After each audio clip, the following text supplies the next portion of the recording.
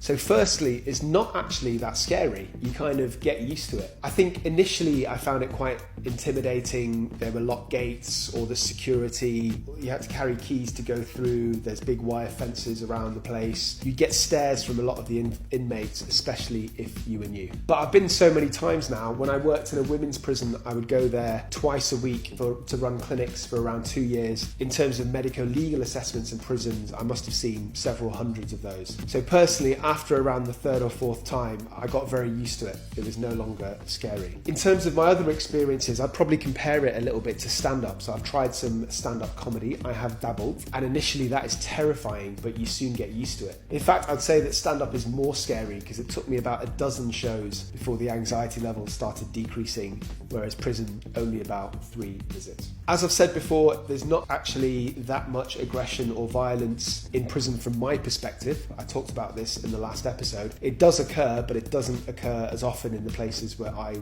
worked. Occasionally you see people kicking off, but people in prison who are already dangerous are usually already separated from their peers, either in segregation or in the healthcare unit. I'd also like to say that I've seen many inmates who are very polite, very friendly. I've had lots of nice conversations, and I've enjoyed their company at times.